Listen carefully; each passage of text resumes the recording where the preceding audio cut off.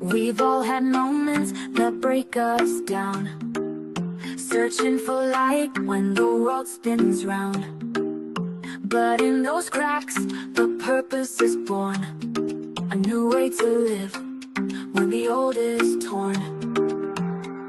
It's more than a story, it's the rise from the fall, a place where your purpose starts to call.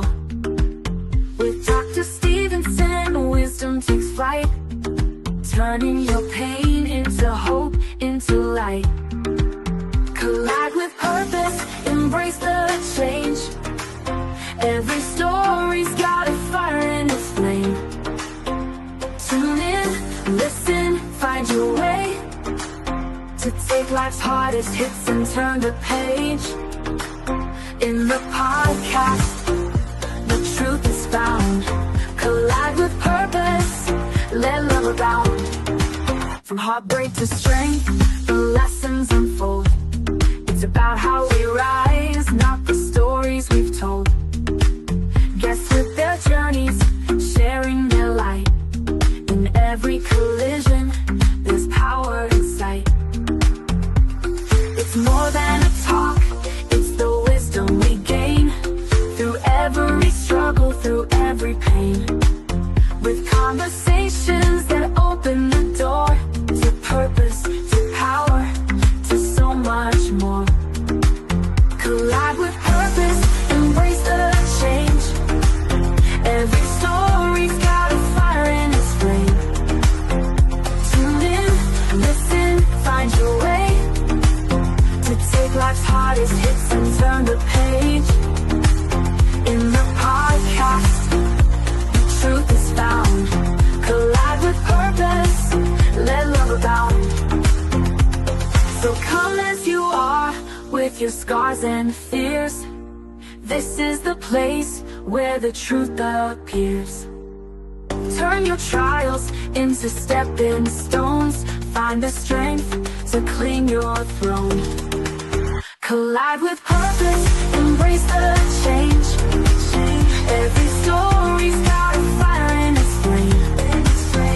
Tune in, listen, find your way to take life's hardest hits and turn the page. In the podcast, the truth is found. Collide with purpose, let love abound. A collision with purpose, your journey starts here. In every conversation, we'll wipe away fear. Find your purpose, let your life ignite. With Dr. Stephenson, you'll find your light.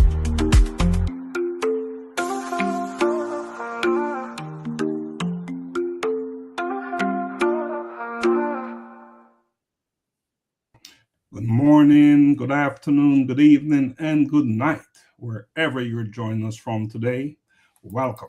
Welcome to Life Change and Conversations to Inspire Actions, where conversations are designed to inspire reflection, growth, and meaningful action. Today, we're exploring a powerful and timely topic, the role of the diaspora in shaping the future of Jamaica. Across the globe, Jamaicans are making meaningful contributions in business, healthcare, leadership, sports, and community development. But what makes this truly powerful is not just where we are, it is how we stay connected, how we contribute, and how we use our influence to uplift others. Because when connection is paired with intention, it creates impact.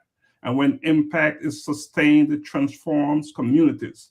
Today's conversation is about responsibility, opportunity, and the role each of us can play in building something greater than ourselves. Our guest today is Dr. Binzie Davidson, Global Jamaica Diaspora Council representative for the West and Midwest United States. He's an accomplished entrepreneur, president of Uni Healthcare Systems, Inc., founder, director, and vice president of operations for Global Humanity Network, Incorporated, and president of the Caribbean Cricket Club of Los Angeles.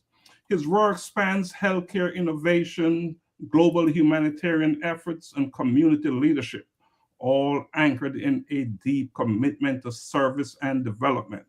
Dr. Davidson, welcome to life-changing conversations to inspire actions. Thank you, sir. Thank you for your support.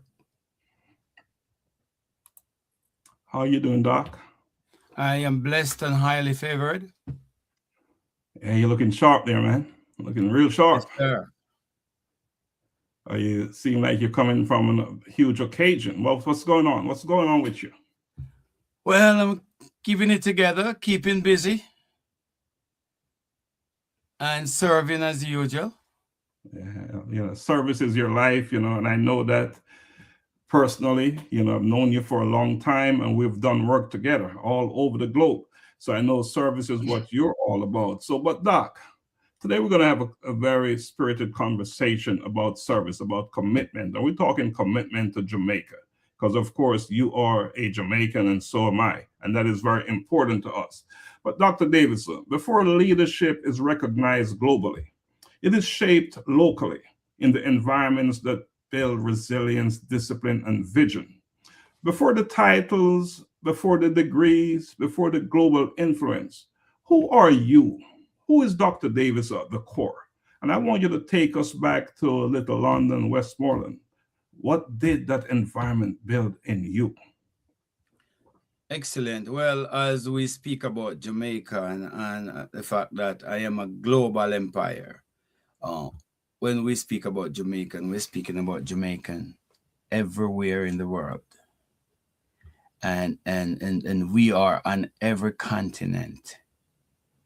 And we're everywhere, right?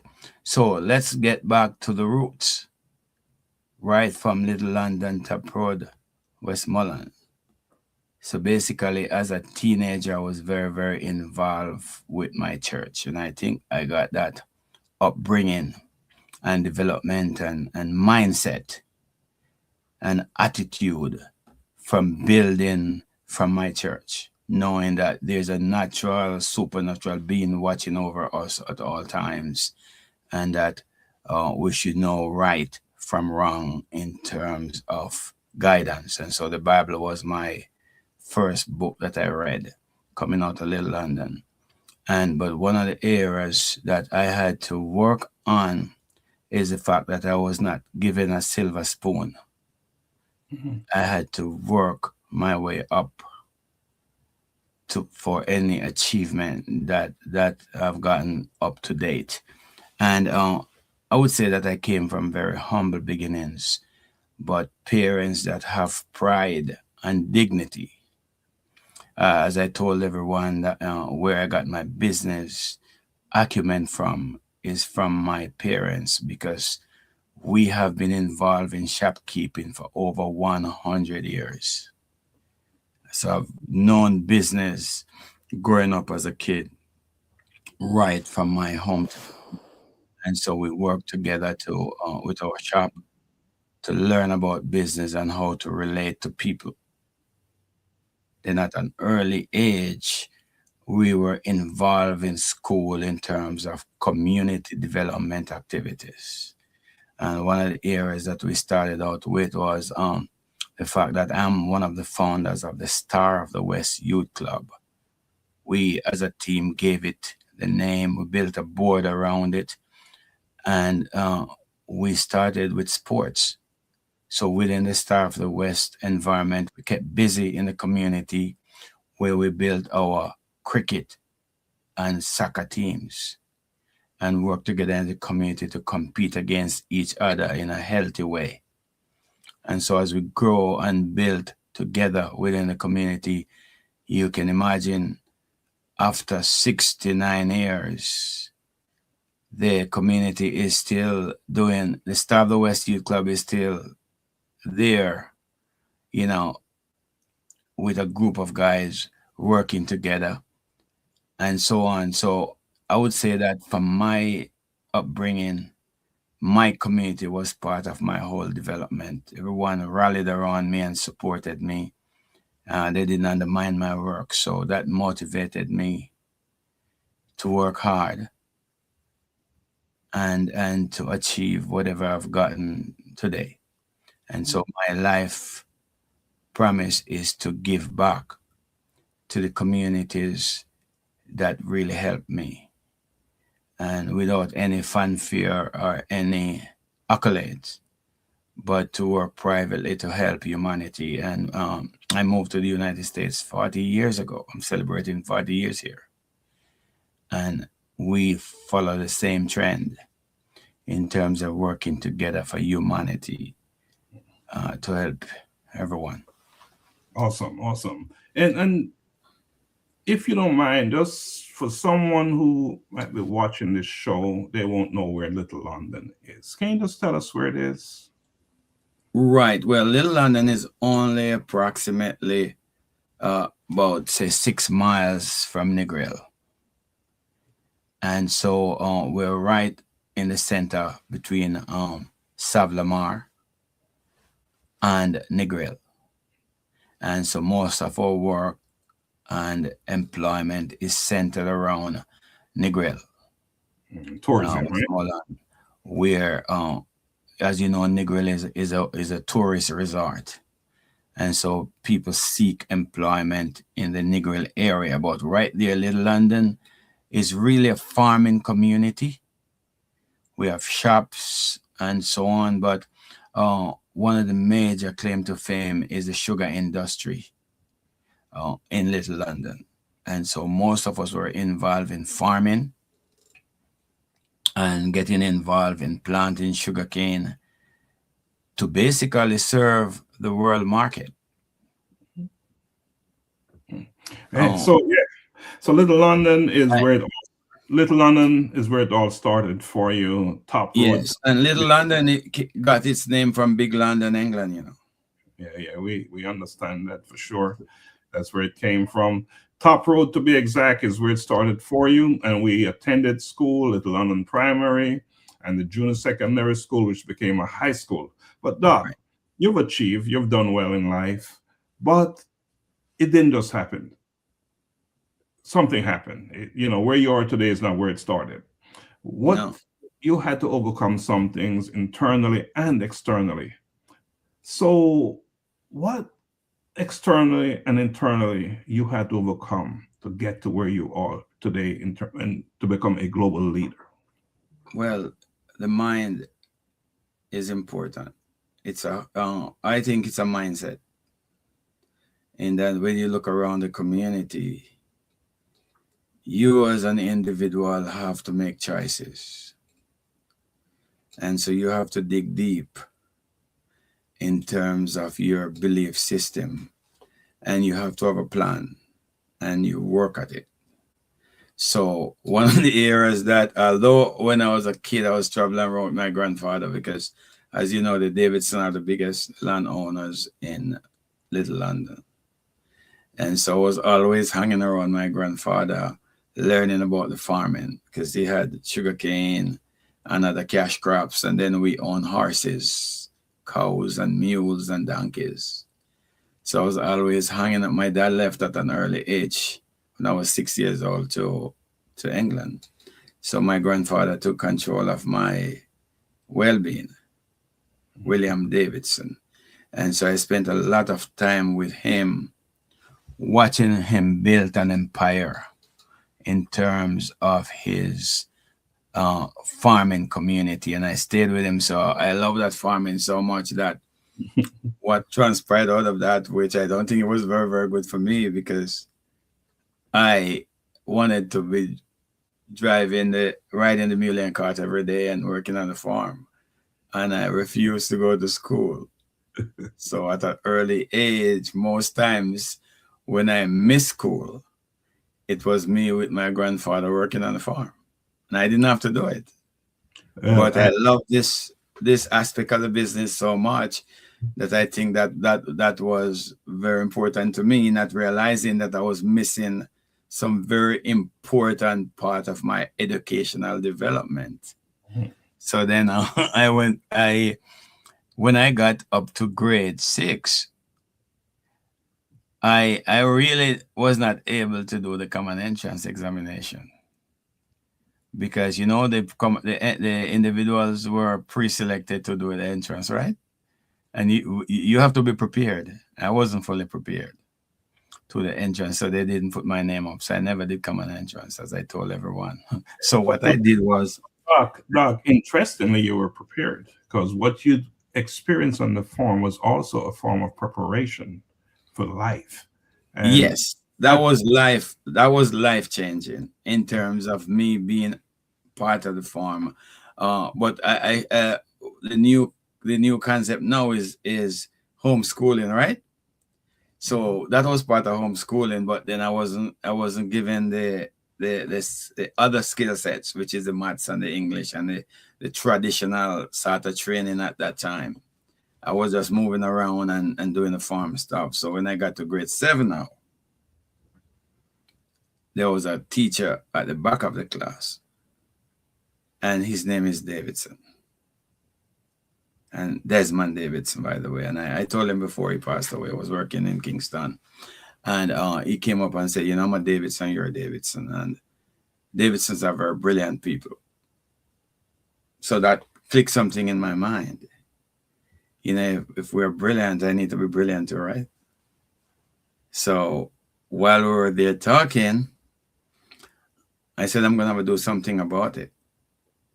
So first, and then I had my teacher, Miss Gurley Lawrence, and she was always keeping an eye on me in terms of my work and so on. So I must give her credit as well. Guess what? The first year, I came first in the class, grade 7. So in my mind, I said, man, I have the innate talent and ability here. Why not continue to develop it? So I started to spend time reading and developing my skill sets. Then right after that, we had a brand spanking new school at Little London, and they called it Little London Junior Secondary School. I think the name was incorrect. They should have said Little London High School right from the jump start. So we all moved forward and helped to develop the school, but that wasn't the case. It was a junior secondary. So some of us left. Like you, Prof, you left and went off to New York, right? So I was left with Dr. Delroy Frey as one of my friends. But he was in the lower grade because of the fact that he was born after December and I was born before December. So then I was one class above him. And so I started to develop my skill sets, did the over-age examination to St. Elizabeth High School. And I think I passed that entrance examination that year, but at that time they had a major fire in Kingston. No result came out. So I wasn't able to access the ability to go after stats. So I stayed back at Little London. But one of the things at Little London is me coming first at grade 7. Guess where they placed me? 8-3. Nowadays it's 8C. So I took myself out of 8C and I put myself in 8-1. And the principal removed me and put me back in the grade 8C. And I said, no, I'm not supposed to be placed here. So I move up and I go to 8-2. And she still removed me and placed me back in 8C. So I'm saying, what's going on here? Okay, I'm going to have to prove to you again that I should have been in the A stream, right? So I got first in the class. And at that same year, I passed 5 Jamaica School Certificate examinations. And then when I move up to the 9th grade now, instead of going to 9A again, they placed me in 9B. So at all times, I'm moving along the system at Little London, but I was at a disadvantage because I did not get to go to the A stream to challenge and to move forward faster in my mind. So guess what? I stayed in B and I got another 5 Jamaica School Certificate examination. So now I'm, and part 3 of them was in agricultural science. So now I end up with 10 Jamaica School Certificate examination and getting prepared for college in my mind. So from that level now, I passed the grade 9 achievement test in Nakalva. I said, great, I'm going to go to agricultural school. When I got to Nakalva, they said the school was full. and they couldn't take me. So I went to Mannings and spoke with my friend and cousin, Eldon Muller, and said, look, man, you are the late pastor at my church. You come here and you preach sometimes at Little London. I need your help. I need to be transferred to Mannings where I can develop and hone in my skill sets. And he said he would try. Guess what? He tried, but at the end of the day, I had to go back to Little London. So I was the first batch at Little London when the school was changed to high school to do O levels. So I got enrolled with my O levels at that time at Little London. And then I said, you know what? I need some more additional help. So I went to Mannings and enrolled in the extension class. And between the extension class and Little London High School O-level program, I gained 5 O-levels. So I was keeping up with the Joneses in terms of age. So by age 17, I got my 5 O-levels and ended up with about 12 Jamaica School Certificate examination and applied straight to Church Teachers College, Jamaica School of Agriculture, and University of the West Indies for the nursing program. And I got accepted into Teachers College. So I went off to Church Teachers College at age 17. You know, while my other friends were in sixth form. The rest is history. Listen to I you. graduated from the school, from Church Teachers College at age 20. And guess where I went back? Right after I graduated as a fully trained teacher. Straight to Little London High School for 2 months. Then recruited at Mannings and spent 10 years there. Yeah, so listen to you talk, Dr. So I double up in terms of catching up. Yeah, listen to you talk. It's obvious that early in your educational pursuit, you've had challenges. You've had people within the system try to place you where they believe you should be. However, your resilience and your dedication and commitment to grow stands out clearly. So somewhere along your educational pursuit, success begins to take on a deeper meaning. When did your path shift from personal achievement, or all that you did in school was personal achievement, to a life of service and responsibility? Well, when I went to teach at Little London, I started the first past student association group at Little London High School with Cecil Wright and Michael Pattison. So the 3 of us got together and we said, look, we're going to start a past student association right here because we need to access the resources of the past students to help the school. And we had a lot of events and fundraising activities and work at the school. So the 3 of us were basically co-founders of the movement to begin Little London High School work as service. And then right during that period of time now, we wanted to work with the community.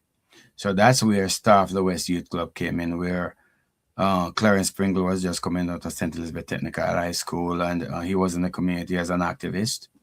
I was an activist as well. So we got together with Clarence Pringle and with a young man, we call him Bishop, Mr. Gooden. So we all got together and said, we need a youth club here. So we formed the Star of the West Youth Club as a cricket and soccer club to represent the region. And we compete against all the different teams. And the idea was to try to develop young sportsmen coming out of Little London. And so that's where the whole community service activities came in. And then right after 2 months now, I was recruited to teach at Mannings and to become the national coach, referee, umpire, the whole works. So I took it to all the different levels. So while I was working at Mannings now, I wanted to develop and work with sportsmen within the Western region, quite specifically Westmoreland, to bring these top athletes to Mannings so we can build a team of sportsmen to represent the country, right? Guess what? I was blocked again. I was told that we have to develop our own sportsmen at the school. And these kids coming into Mannings, they were in the top 5%. They were bright kids. They're not interested in no sports. And they're the guys in the region that I wanted to bring to Mannings. I started out with Paul Palmer Jr. and Cleveland Davidson, and I brought them to Mannings to practice in front of the principal. And I said, look, I need to develop a solid cricket team for Westmoreland right here at Mannings. And you know what? Again, I was denied the privilege of developing these young minds of cricketers who were talented coming out of the different various sectors. So guess what? I didn't stop there. My batchmate, Eldemai Simit, was a PE teacher at Stets. And then Neil Mucha was working with me at Little London. And I said, Neil, Eldemai is your batchmate. Let's team up and send these guys to St. Elizabeth Technical High School. Guess what? St. Elizabeth Technical High School to Paul Palmer Jr., the two Paul Palmer brothers, and Dixet Palmer, and the whole work. And also know a couple of my Woolcock, my cousins, most of them, there was a wide open opportunity for cricketers coming out of Little London to go to St. Elizabeth Technical High School. These guys won every single cup that you could imagine in Westmoreland, in Jamaica, and rose to the top to play for the parish and for Jamaica. So although we didn't get the opportunity at Mannings for those guys to attend the school, we gave them opportunity to go to other schools. Then not only cricket, soccer, we look at the whole entire parish, and track and field. We had the opportunity to get all these top athletes in the region. We didn't get them there. All moved to other schools in the country. But guess what? My first year at Mannings, even with the limited resources we had, I won Western Championship. With all the schools in the Western Jamaica competing at St. Elizabeth Technical High School, I brought 90 athletes and we won the Western Championship, both males and females. And went to Kingston to compete at the National Stadium. And at that time, my female team got fourth in the National Championship, and my boys' team got ninth. So with the lack of opportunities, we were able to develop our sportsmen right within the school without having to migrate other athletes to come to the school, and we still did extremely well.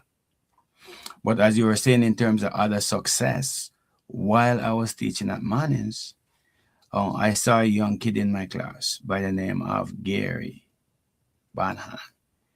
Very exceptional kid. He was there, and I know he needed some support. So I stopped by his dad home in Little London and said, Mr. Banhan, you have an exceptional kid here. He needs some support. Can I come by and volunteer to help him out? And you know, for 6 months, I stopped by once or twice a week and help guide his education. And all of a sudden, now, Mr. Banhan had 4 kids. And I was trying to guide all of them in terms of their educational development. And then he said, man, you know, Binzie, I have a lot of resources here. I can employ you to manage my kids' affair in terms of their education. And he employed me part-time to do the whole operation, to work closely with them. And then also I was his in-house accountant. So I had 3 jobs while I was working at Mannings.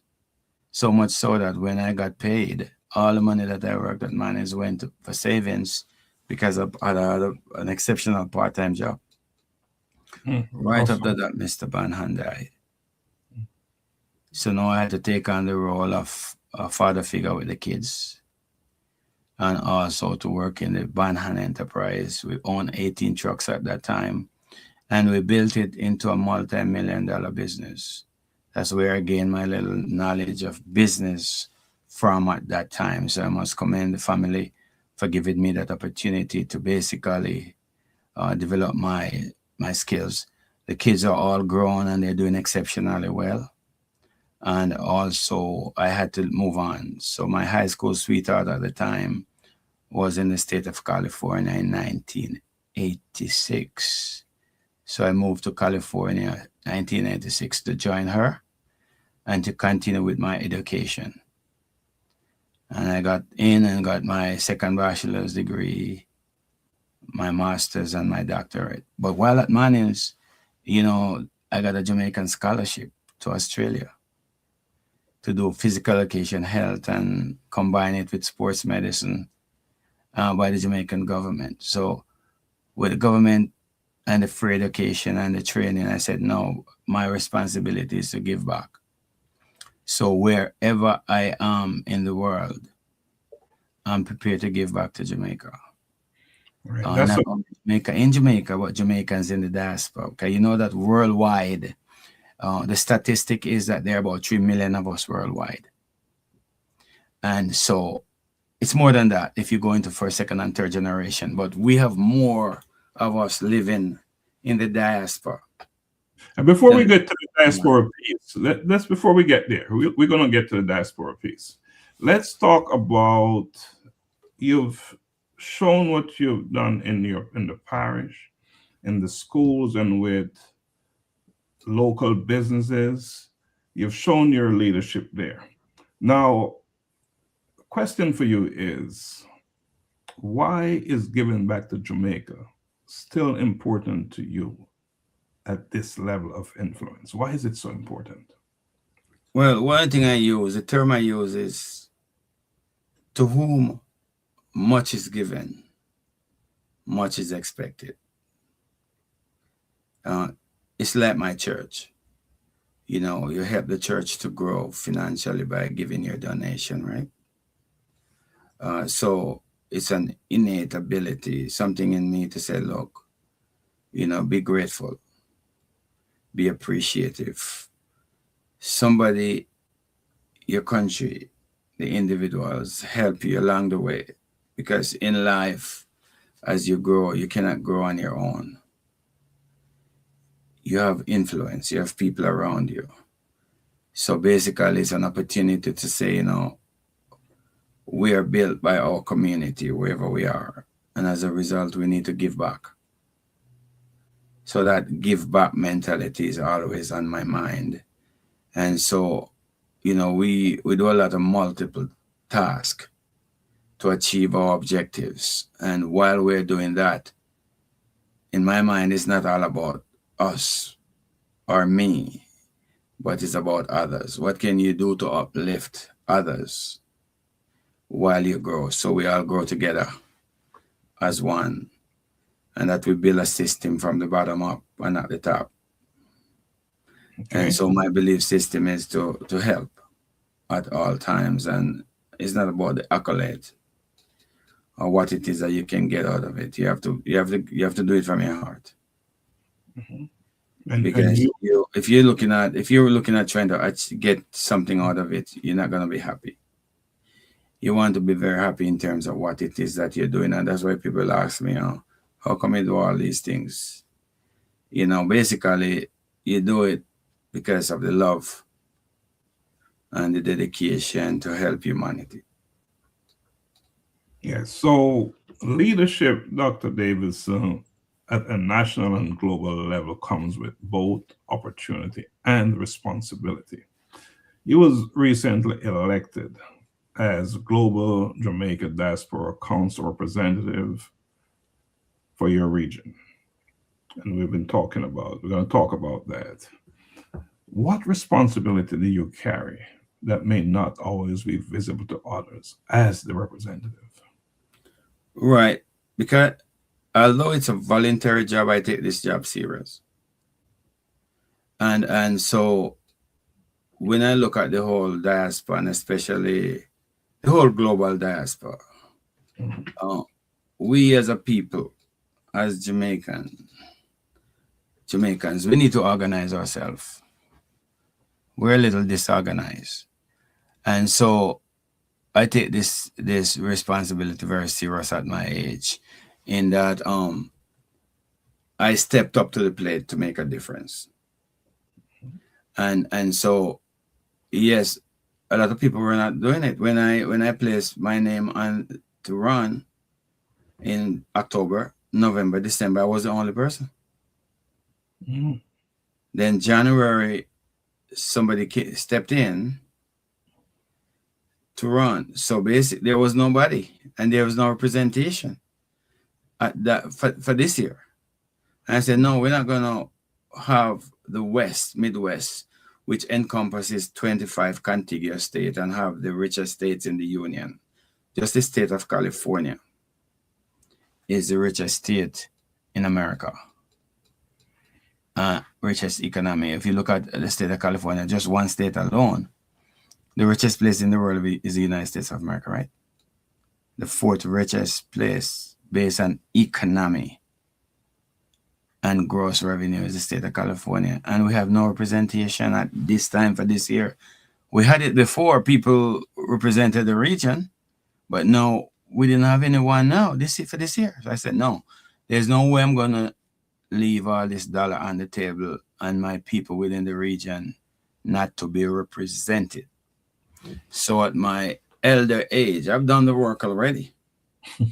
You know, I worked in various organizations. Remember now, I have been working with the National Association of Jamaican and Supportive Organizations for 30 years.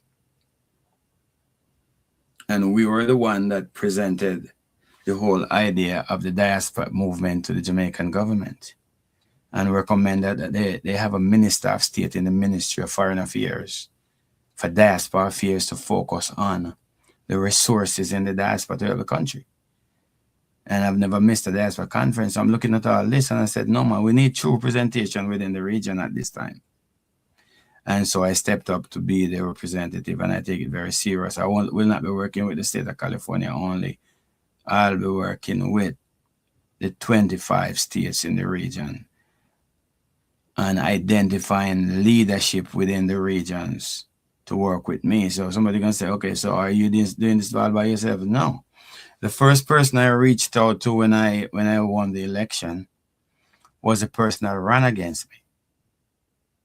Mm. She's a young upcoming star. And I said to her, you know, and that she's Miss Porter. I said, Miss Porter, I would like to work with you as my co-chair to really build and grow the region. And not only being my co-chair, but I'd like you to work with me to be the representative, the lead under me for Illinois, where you're from. And she was very happy. She said, yes, I'll do it. So now we have a leader in Illinois that will be working with me, right? The same person we run against. And so we're trying to produce successive leadership here. Then I came back to LA and I said, who is a young professional that is in charge of the Global Jamaican Diaspora Youth Council? And Solange Sinclair is that one. She was elected. So I said, Solange, let's work together as well. Let's team up. I'm trying to select as lead representative from the 25 states. I would like you to do the same thing. You have your team of young professionals because we're getting in age and you guys are the ones going to take over from us. So she's doing the same thing and she's exceptional. So now, right after that, I started to look at the various states. And then I came right back to California. And I said, which personnel within the state of California that's a lead person that is involved in organizational development that I can utilize? And guess who comes to mind? Mr. Patrick Williams. He is a leader within the state of California, and he's also the NAJASO representative for the West Midwest. So I selected him as the lead for the state of California, not knowing that his time as president of Jamaica with Association is completed this year. And so somebody else is taking on the lead for the president of JAC. So he's the right guy for the job as lead for the state of California. That's two right there. We're gone two at this time. So and then I moved to Michigan, and I have a young lady in Michigan that I'm working with to be the lead for the state of Michigan. So up to this point I have about 12. I want to go into the details of that, but the idea is, but by the time the end of March comes, I'll have 25 leads to work with. So I'm not doing this by myself. And the term is a 3-year term, right? So I have to help to put a system in place within my region to last. But not only that, today we had the training in terms of information from the minister in terms of the work that we're supposed to do as volunteers, and not as representative for the government. We are representative for the diaspora, and we are in an advisory role. So one of the areas that I'm looking at is now, how can I work with the southern region of the U.S. leadership, the eastern region of the U.S. leadership? So right within my region of the United States of America, we have to come together, and we have to be in one voice, because if we're not together, we're not going to achieve a lot. Absolutely. So the idea is to work together, and then we form what is known as, I'm forming what is known as an advisory group to look at what it is that we have and how can we help to modernize it. And as the Minister of State said today to us, guess what? There are various diaspora organizations across the world, which is different from the council.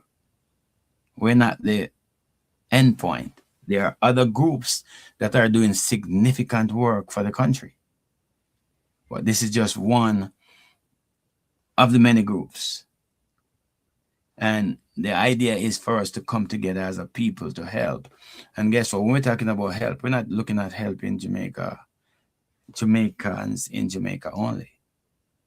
Our focus is to help Jamaicans wherever they are in the world. That's before, our population in the diaspora. That's a solid point. As you make that point, let's talk about key priorities you believe must be addressed within the West, Midwest region. Let's focus there for a second and talk about key priorities. What are some of the key priorities that you believe must be addressed within the West, Midwest region? One is involvement and unification. We have to work as one body within our region first and be a model. And in order for, the key priority for me is to have representation. Right? Because when we have representation within the region and to cover the 25 states, and when I say representation, it doesn't mean only Jamaicans.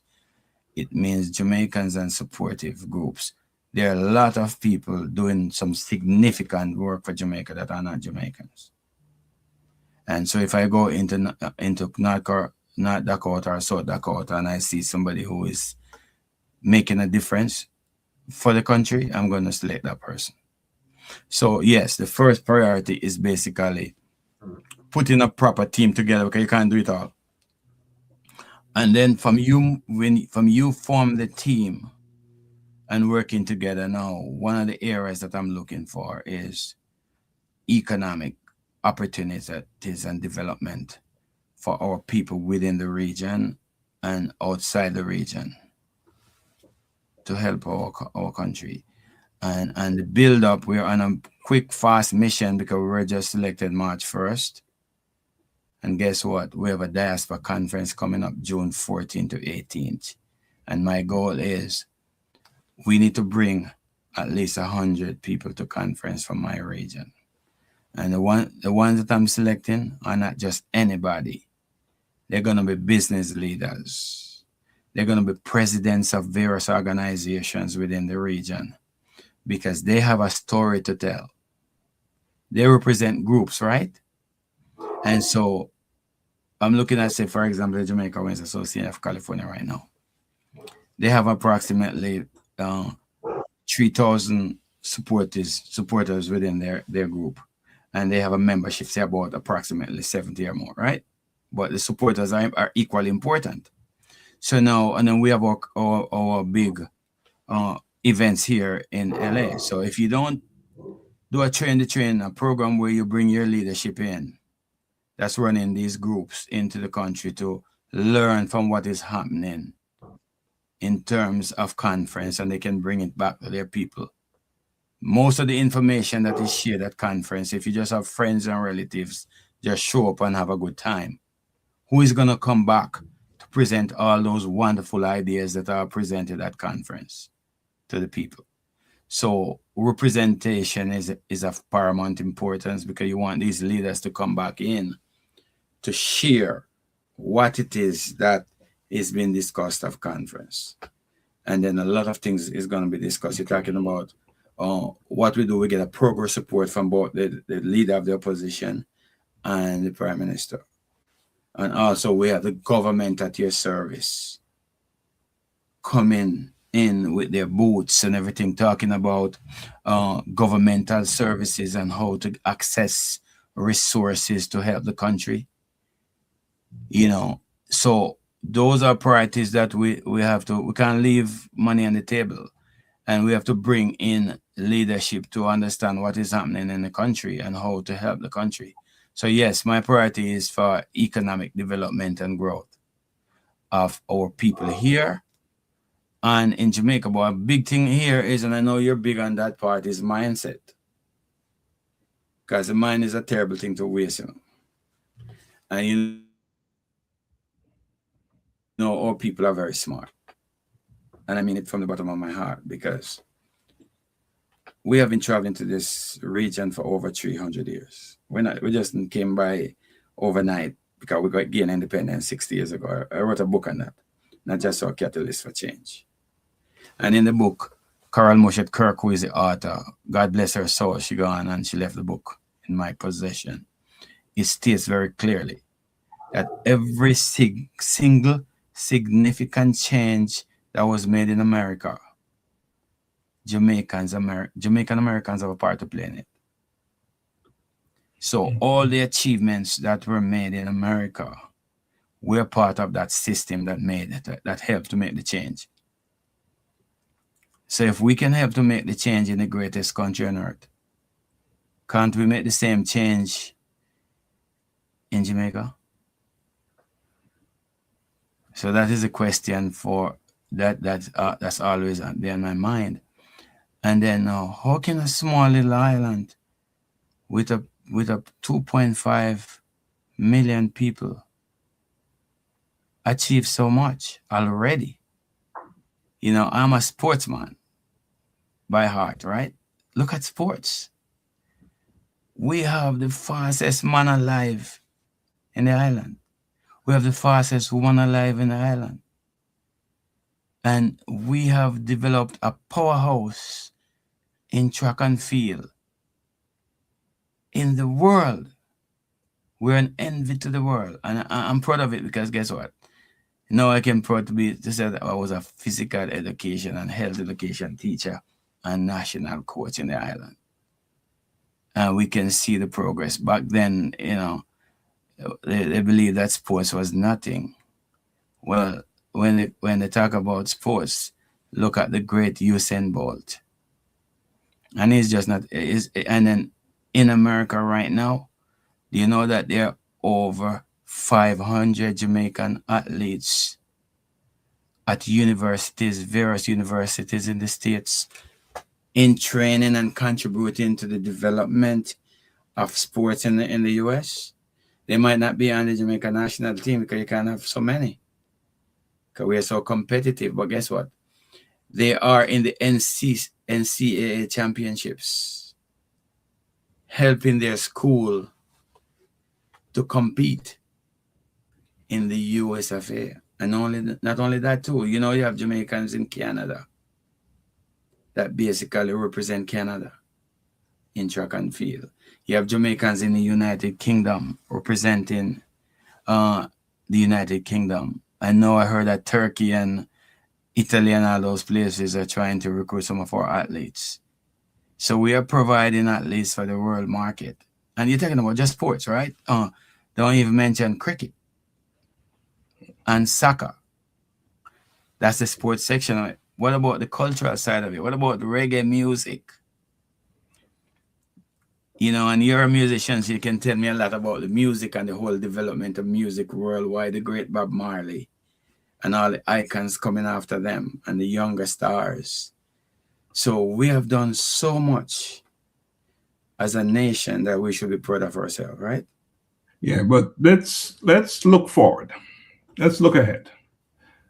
And specific to your leadership role as the representative for the West Midwest region, so that is really and truly the focus here. What outcomes would you hope to see because of your leadership in the West, Midwest, and in the diaspora in general? Well, Melissa taught us a lesson that basically it's time for us to come together to help our beloved country.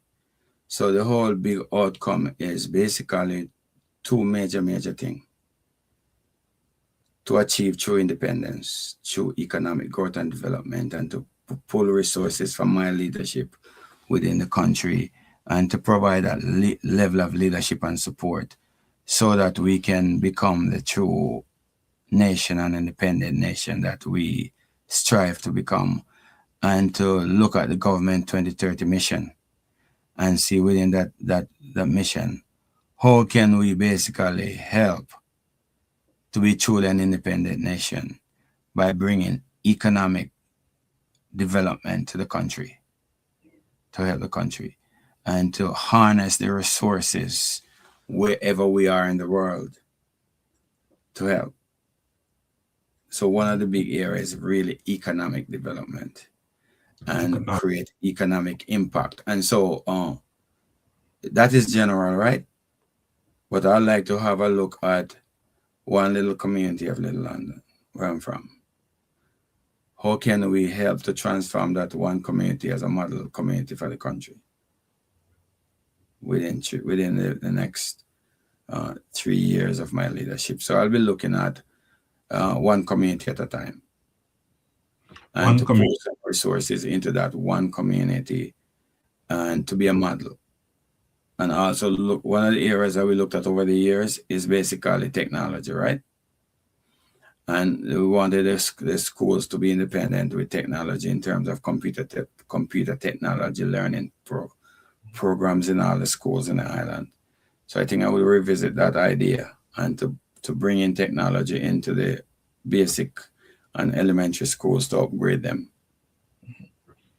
as well. And then now, if you look at health, from my region, there are over 365 medical missions that went into the island over 2 years ago. How can we unify those medical missions and disperse them amongst the 14 parishes? Might have a 15 parish soon. How can we capitalize on the resources of the diaspora in the medical health area to help? And yes, we have a lead. Dr. Gary Rule is a lead, and he ran a big empire in Connecticut, and he's the health sector lead. So I'll be working closely with him to see how we can move our resources to help transform the health sector and the education sector in the island. And then, but again, these are general terms. And as I place my team together and our professional advisory group together, we'll hone in on very specific things in terms of what it is that we need to do to help. So in my mindset, mine is about general right now until I get my team together to hone in on specifics so that by the end of the term, we'll be able to document and to achieve very specific objectives. All right. So you talked about multiple groups in California alone, but throughout the entire diaspora doing work in Jamaica. And that's a wonderful thing. But my question to you, Dr. Davis, is what systems or framework could help unify diaspora efforts more effectively? Because we have many groups, and you talk about that, but are we unified? Well, I believe that the Global Jamaican Diaspora Council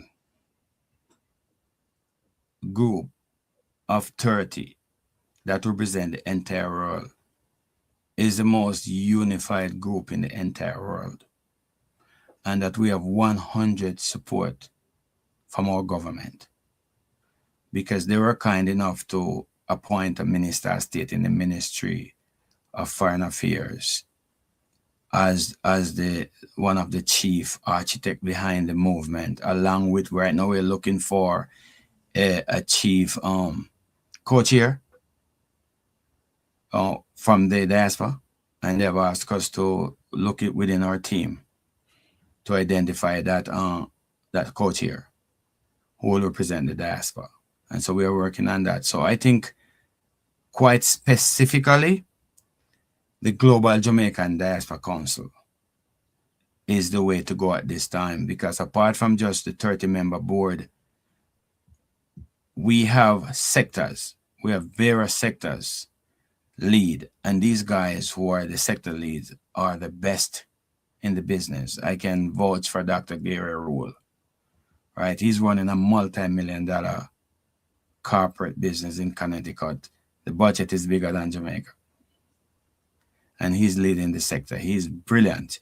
And I think we don't need to form another health group, because he is a lead that can really, really make a significant impact on the health sector. And then we have an education lead. Then we have a security lead already coming out of the diaspora group that is formed, right? I think though that's the way to go at this present time. But if we want to fine-tune and work closely with the various groups within each region, such as, I think the lead group in the United States right now is the umbrella group for all Jamaican groups in the United States of America, is NAJASO, the National Association of Jamaican and Supportive Organization. So I'm calling on all Jamaicans in United States to rally behind NAJASO and provide that level of membership and support to grow that out as a non-profit corporation in the United States of America. Then now you go to Canada. There's a Canadian group, Jamaican Association of Canada.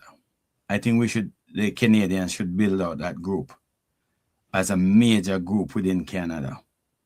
Then you go to the United Kingdom, and they have a non-profit group there, the United Kingdom Association. I think they should build out that group as a local group representing that area. And if you build out all those three major groups, along with the other groups that are representing the Caribbean, you have a lead that represents the entire Caribbean, that you can bring the Caribbean Jamaicans together. Then there's African Jamaican Association. We can bring the African Jamaican Association together. And then you have the Australian and all the ones in the Eastern Bloc. If you have those groups within their own sector, developing their system and helping, and then we all put it together, what a wonderful world it will become. So right. we have the different groups that can basically play a significant role in their region. And back in the US, I think NAJASO is the lead. And I'm calling on NAJASO leadership. I'm on the board to step up to the plate. And it begins with the leadership, right? And begin to lead. And if you're within a leadership capacity and you're not leading, you need to step down and give somebody else the opportunity to lead, because we're leaving millions of dollars on the table and our people need the help. So if you don't want to go across the border and you want to focus in on the US, I think NAJASO is the way to go. I've been on the board for 30 years. I was a president. We wrote a book, NAJASO, A Catalyst for Change. We have a blueprint. And I think we should develop that group as the lead group in the United States of America to help Jamaicans in America and Jamaicans in Jamaica. Right. So you have some work to do there, right? NAJASO leaders, Yes. you need to step up to the plate and do the work you're called to do. Or there you go.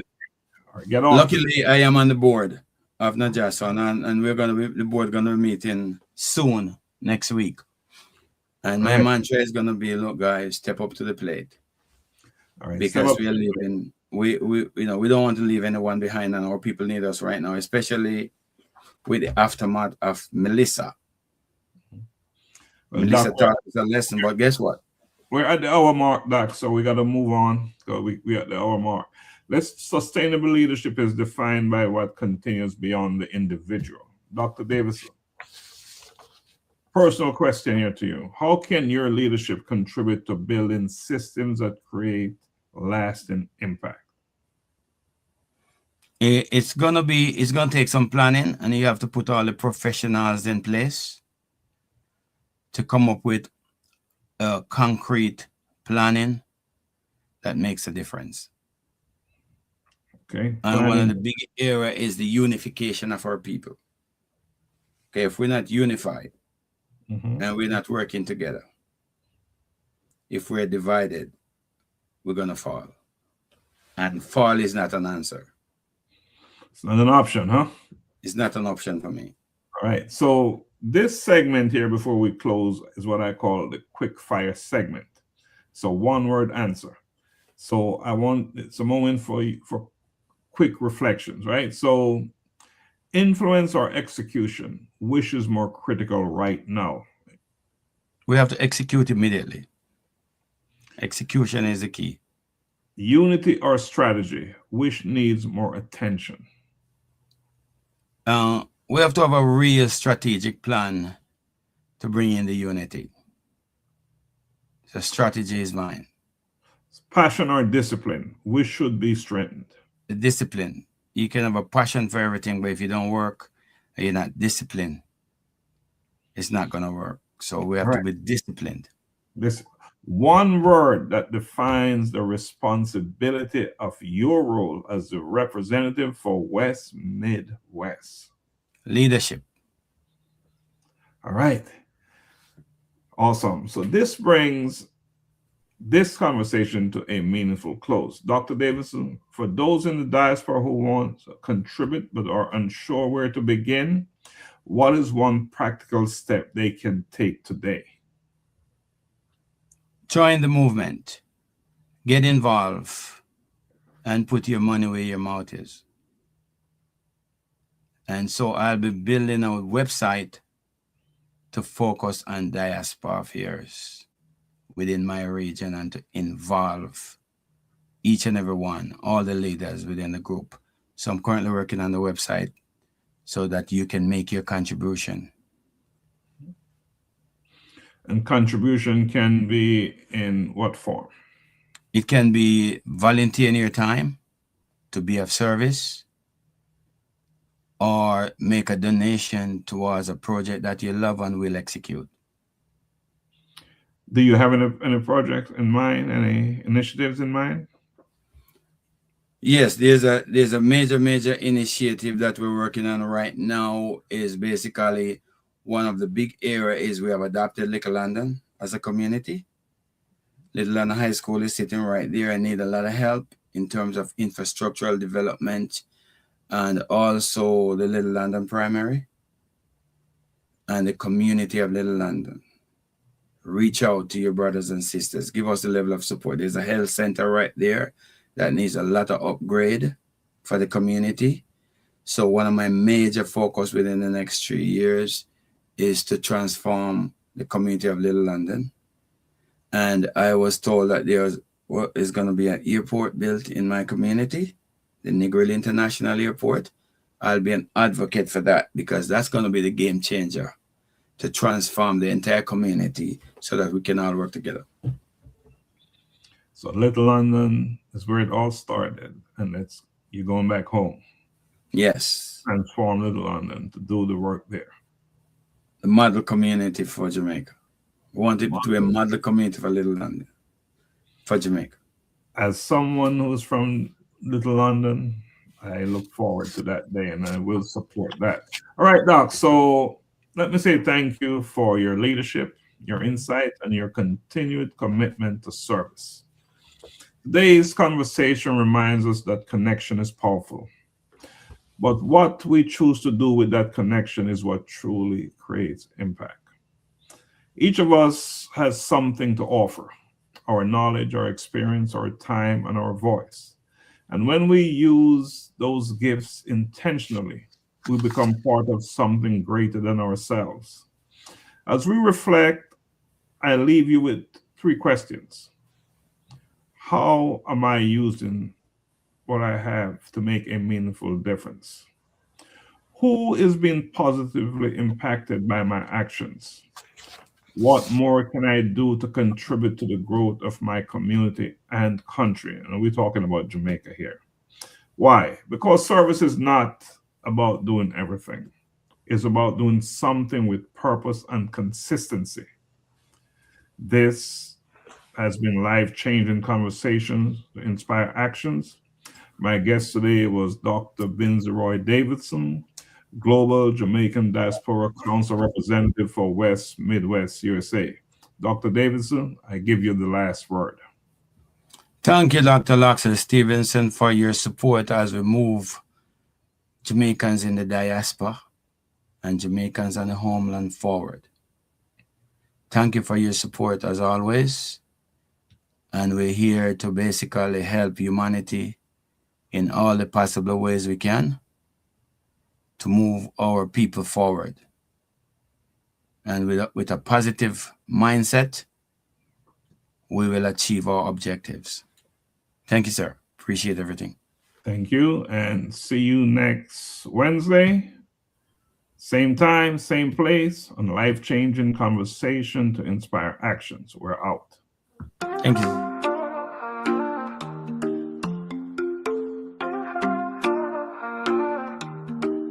We've all had moments that break us down, searching for light when the world spins round. But in those cracks,